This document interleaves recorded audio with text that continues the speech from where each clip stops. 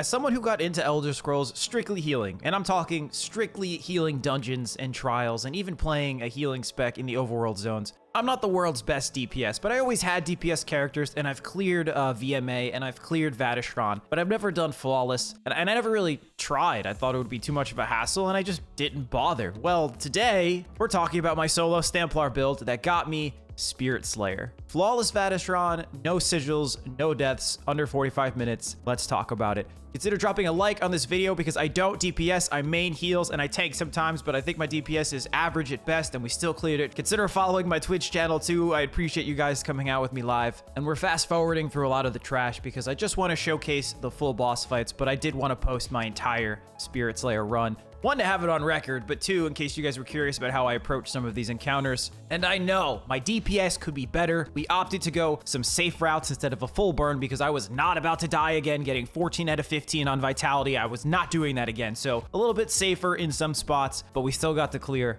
Let's talk about the build, man. So Stamplar is an interesting choice for arenas because it's got a very easy rotation. Probably the easiest rotation in the game if you're curious about DPS. So the transition from healing to DPS was a no-brainer. So in that respect, it's great. The negative here is that we are playing a stamina spec, which means we have to be up close and personal with all of our boss fights and encounters. And what a pain in the ass that has to be sometimes, man. We're also not getting some of the pen values that Magic at DPS has with their light armor passive. So we're at a bit of a disadvantage here, but I am not a Magic at DPS guy. I love my swords and my bows and my mauls and all of those daggers. So we're going to make the stamina spec work, and we absolutely did. So if you're discouraged, don't be. It's a strong spec. People are pushing high-end DPS with Stamplar. Just know going into this, you can have an easier time on a Magic and DPS class, but we like punishment out here, dude. We love making things a little bit more difficult. So as far as race goes, we are playing an Orc. You're going to have an easier time and push out more damage with Dunmer or Khajiit, for example, but I don't want to play a cat, and I don't really like Dunmer all that much, so Orc was the next best choice for me. And these passives are pretty strong, even stronger than Dunmer or Khajiit in some situations, depending upon what your goals are. So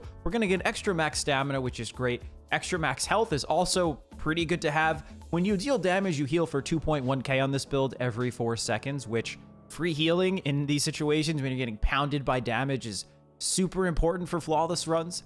Increasing your weapon damage, more DPS is great to have, but reducing the cost of sprint and also increasing the movement speed bonus of sprint is great for getting through those trash packs faster, or if you're trying to jump between encounters to go for those speed runs. We cut down a lot of time with some of these passives, and it just works out really well for me because I like to go fast. So if you like to go fast, choose an Orc. Stat allocation and food and potions for running through Veteran Vatishron. 64 points into stamina is a no-brainer. That is always going to be a given. Before sigils and all of those extra buffs we get in this arena, we're just shy of 25k health, which is a pretty decent health pool. Just shy of 13k max magicka and 30k max stam. It could be higher, but this is where we're sitting currently. For a solo build that has a lot of healing inside of it, 5k weapon damage is pretty high. It's only going to go up when we talk about some of the skills we have later. 46% weapon crit, which again is going to go up when we talk about our gear sets. Physical pen, 9.5k. I am super proud of that stat because, man, having penetration in these solo arenas is very strong. I've tried a couple of different options for our build setup, and having less pen just meant less damage. So I opted to go for pen instead of some weapon damage here, and I found it worked out well. Things absolutely melted. So a little bit of a pro tip for me, at least in my experience, choose the Lover Mundus. It's going to help with that pen. Our resistances, you're going to see the buffed and unbuffed stats here, but buffed up, we are sitting at 18k physical and 21k spell, which is going to be the case probably 90% of the time. So we're going to keep our buffs up. The only downside to this build, and you guys probably picked up on this already, is that our recovery is pretty abysmal. Now, there are some skills to get around this and some CP that we'll talk about later, but 850 stamina recovery is pretty low, all things considering. If you pay attention to some of these fights, I pause a little bit to regain some stam in between fights, and there are some cases where I'll find myself very short. It comes very close at some points, so just be aware of that. You can make it work, but you have to be very conscious of your stamina recovery, which I did trade for a shit ton of crit in this situation. So when we talk about gear setups, it'll make a little bit more sense. But as far as food is concerned, we chose braised rabbit with spring vegetables, increasing max health by 5.4k, which is huge, and 5k extra stam Stam, which is great. So pretty cheap food, but it adds nothing for your sustain. So an alternative to this would be Dubious, and you'll actually notice that I was running Dubious for about a quarter of this arena without even realizing it. And in hindsight, I probably should have kept Dubious on for the extra recovery, but that's entirely up to you guys. Whether you want sustain or more max health depends on what your goals are. Now for potions, essence and weapon power are going to be the go-tos. Not only does it grant you more damage with major brutality, it gives you that extra crit with major savagery, it'll restore your stamina and grant you a buff to your stamina recovery. This potion is a monster. I pretty much popped this on cooldown or when I needed some immediate stamina recovery, and I really can't recommend these enough, so pop these as needed. It'll get you through your run. Now, I had a lot of fun experimenting with gear for this kind of run, and I've gone back and forth between a bunch of different options, but here's where I eventually landed. A one-piece crag for physical pen, which I mentioned is very important. More pen, especially on Stam characters, goes way farther than you think. We're running 5-piece Zogvins for the body, which again adds more physical penetration, but also gives us extra crit. And I really enjoy the 5-piece bonus. So anytime we deal any crit damage, any one of our dots from Endless Hail, any one of our jabs especially, we're gonna get a stack of precision, which gives us more crit at 10 stacks. We get Minor Force, which not only increases our crit damage, it frees up a slot on our bar so we don't have to run barbed traps. So I really like this set. More crit, more pen, free slot on our bar. I think it adds up to a win for me. Of course, we're using deadly strikes on the weapons and the jewelry, with an exception for a ring, which we'll talk about in a second. More weapon damage, and of course, increasing the damage of our channeled abilities by 20%, which means on a Stamplar, jabs is our spammable. You really absolutely shred everything. And we're using double daggers for the extra crit, Nirnhoned in the main hand, fiery enchant, sharpened in the offhand because I love pen on my stamina builds. I think we need it. You hit harder. Please try it with a poison enchant.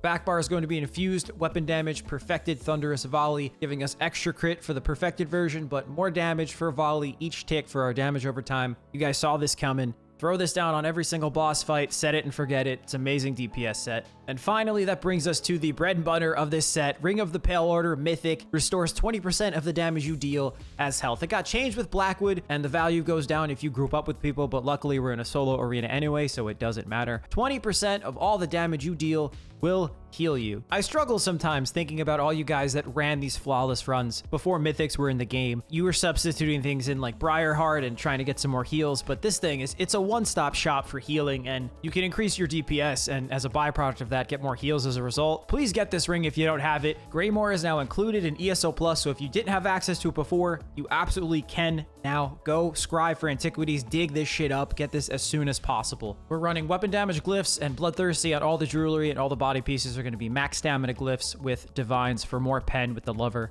Mundus. Let's talk about some alternatives that you guys might want to try. Just know that these aren't the sets that I used specifically for this run, but they are sets that I have played with to solo world bosses, and I've also used them to complete veteran arenas in the past. So kicking things off is Vicious Serpent, Vicious Ophidian, VO. The 3-piece and the 5-piece are so powerful. Minor Slayer bonus for 5% extra damage and extra weapon damage, major expedition, stamina sustain. On paper, it seems like the full package. I instinctually gravitate towards this set for every one of my arena runs, and again, I've used them in the past, just not for flawless. I couldn't get the damage and the crit out of this, so I sacrificed a little bit of sustain and chose Zogvins instead for the extra pen and the extra crit, but this is still a great option, and a lot of people are pushing leaderboard runs with VO.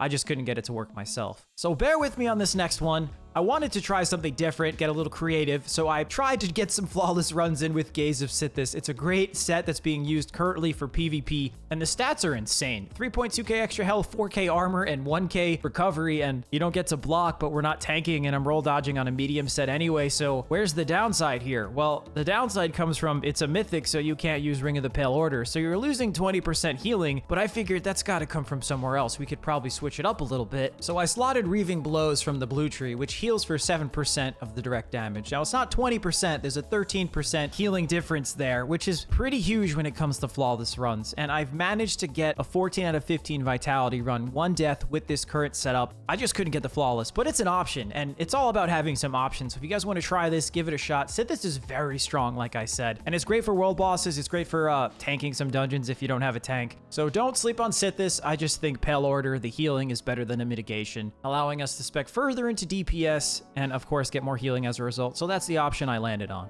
Let's spend some time talking about the skills I used to get this done, starting with Razor Caltrops on the front bar from the Assault skill tree. A 10-second damage over time is nice to have, but it's not the primary reason we're using this skill. A Major Breach for 4 seconds in an AoE, a 6k spell and physical resistance debuff on enemies is huge. Your attacks are going to hit so hard with this debuff and all of the penetration we have. Please cast this on cooldown. It's going to feel really good to shred through everything in this AoE when you cast this. Now, for another 9 seconds, when we cast Power of the Light, we're going to get Minor Breach on the single target, which is another 3k debuff. Now, because Caltrops' Major Breach lasts for 4 seconds, you're going to have a 4-second window of 9k resistance debuff on a target. So specifically for boss fights, it's really nice to have. In addition to that, you're going to get some extra damage that's copied back to the target when it explodes after 6 seconds. So these 2 skills are essential for pushing damage out onto your target. So our spammable is going to be Biting Jabs. It's an AoE channeled spammable, and it's going to be buffed with Deadly Strikes, which is huge. Activating this ability grants you Major Savagery, increasing your weapon critical for 8 seconds when you cast this. We're going to get some protection from the Ajax Spear passives when we cast this. It's the best spammable for Stamplar. It's a beast, and it's AoE. And I know people don't like Stamplar because they don't like casting jabs. I very much disagree. I love seeing everything melt after I cast jabs. Camo Hunter from the Fighters Guild skill tree is going to give us Major Savagery, which is more crit for us just by simply slotting this. But we also get Minor Berserk, which is more crit damage when we flank anybody. So it's a little bit harder to apply to bosses. You could try to kite a little bit, but it's more useful for getting rid of trash packs very, very quickly. And who doesn't want more crit on their build? So in addition to Camo Hunter, we have Ring of Preservation, which is only on our bar because of a Fighters Guild passive we'll get to in a second. But our ultimate is Flawless Dawnbreaker. Huge burst DPS with an additional damage over time, and more weapon damage seems like a win-win for me. Now, with all 3 of those abilities slotted, we're going to activate the Slayer passive from the Fighters Guild, increasing our weapon damage for a total of 9%, which is great. So more weapon damage across the board for Dawnbreaker, the Slayer passive. Good stuff on the front bar. Let's kick off our back bar with Endless Hell from the Bow skill tree. Damage over time effect that lasts for 12 seconds. It's going to be even stronger every single tick because of the perfected Maelstrom bow. So definitely a staple for all Stam builds. So be sure to cast this off cooldown, and I bar swap to cancel the animation too to make things a little bit faster too. Vigor is going to be our healing skill. 16k for 4 seconds is a huge burst heal that actually saves me in some situations. You could take this off your bar as a flex spot in addition to Ring of Preservation on the front bar. This skill has saved me in times when I needed a burst heal and I wasn't in melee range to do damage with jabs. So if you're going flawless, I would definitely put this on your bar. If you've seen my Templar video, you know I get excited about Rune. The changes to restoring focus this patch are pretty freaking awesome. You're getting 20 seconds of Major Resolve, which is more resistances for us, and you're also going to get Stam Recovery, whether you're standing in the rune or not. So I would definitely cast this off cooldown while you're running through trash packs or between boss fights to get some recovery going. But when you stand in the rune, you gain 1500 health every second. It's a health-based heal over time when you're standing in the rune. Now, our health isn't high, but it's something. That definitely stacks and ticks when you combine it with Vigor, Ring of the Pale Order, the rune. It's great to have. So if you're running arenas on a Stamplar specifically, you're probably going to be running Repentance, and I think it's very important. It's going to give you some extra recovery across the board, but anytime anything dies around you, you can consecrate their souls and gain some health and restore some stamina. So I tried to fit this on the front bar. The passive recovery would have been nice, but I chose Ring of Preservation for more damage on the front bar, so I decided to swap to the back bar for some sustain. Either way, put this on your bar, make it fit. I definitely would not be able to sustain through these fights without it, and it heals too, so be sure not to overlook that either. Silver Leash is another skill on the bar, probably another flex spot. I found it to be more useful for me for VMA than Vatashran. I used it a couple of times here and there to group some mobs, but not too much now that I have some hindsight about the run itself, but I'd rather have it, not need it, than need it, not have it, so that's entirely up to you guys. Empowering Sweep is our ultimate on the back bar, and I never really cast this. It's only on the bar for the Piercing Spear passive, which gives us more crit damage by 10%, which is really nice to have. So these are the skills I use for the run. Feel free to swap them in and out for what works for you guys. Again, there's a couple of flex spots on the build, but for the most part, jabs and some of the resistance debuffs are going to be the go-tos. And if you want flawless, I would definitely recommend Vigor. Let's talk about the CP I used to get this done. Backstabber, Biting Aura, Fighting Finesse, and Thaumaturge are the 4 blue CP slottables that I used. More crit damage when flanking is very nice. Maybe not as helpful on boss fights, but definitely for that last fight when you're surrounded by ads, definitely nice to have. Biting Aura, more damage for area effect attacks up to 10%, which is great. Fighting Finesse, more crit damage is definitely great, and crit healing too. Don't discount that one either. And of course, Thaumaturge, more damage with damage over time effects, 10% there. Also in the blue tree, just important that you guys grab these. More offensive penetration, 700 with piercing, and precision, 320 extra crit chance. Definitely pick these up too. Our red CP slottables are going to be Boundless Vitality for more health, Ironclad for more armor, Rejuvenation for more recovery, which is pretty important for us, and Bloody Renewal for more stamina sustain on kill. Combine that with Repentance. It's a little bit of a miniature Vicious Serpent VL, but still, you still might want to consider some sustain changes with Dubious Food, for example. I didn't find too much value out of the green CP tree except for Steed's Blessing, so out of combat movement speed is going to help you get between fights faster for the speed run if you're after that. But outside of that, that's the only slottable I'd really pay attention to. That's going to wrap up the build for me, guys. I'm going to let the gameplay roll again because I want to archive this for myself and in case you guys are curious about how I handled the rest of the fight. But man, I had fun with this. As someone who doesn't DPS and mains heals, this was definitely a different experience for me and my first time attempting something like this. So I had a lot of fun with it. If you guys have any more tips or pieces of advice to maybe improve my time or alternative sets, please let me know. If you have any questions, please leave them down below or join our Discord server in the description. I'm looking for a core group of people to run dungeons and trials with, get pledges done super fast, and we can hang out, do some BGs. I appreciate all you guys for watching, and I'll see you guys on the next video.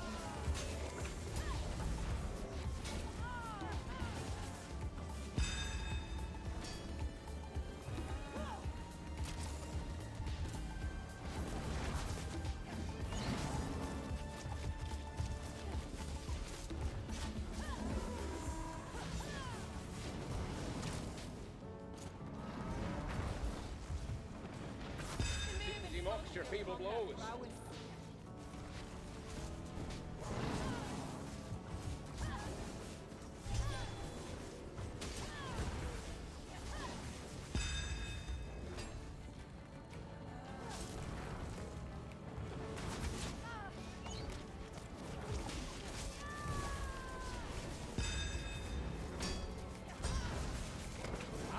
Your real challenge starts now.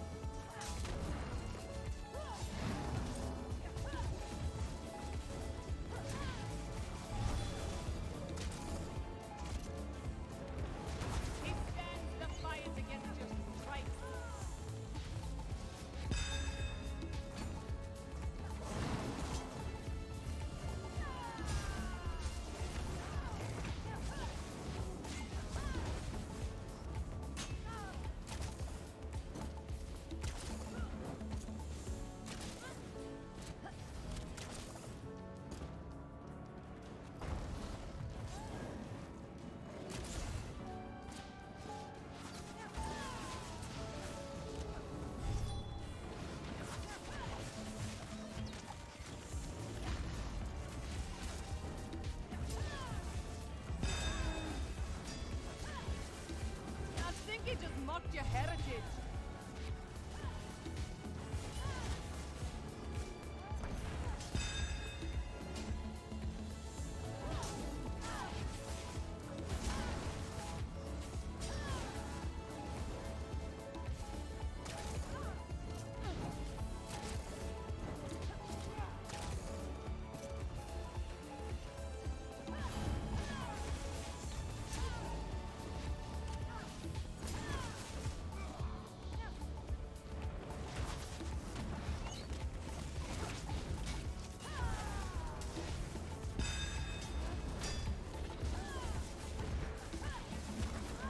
He admires your vigor, but warns you will fail.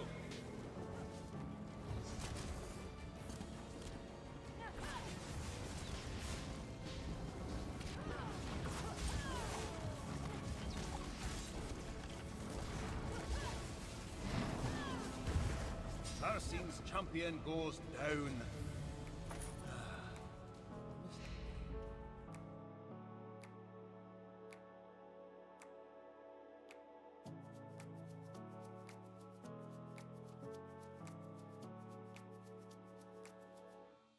I feel it tearing me apart. Pray once more.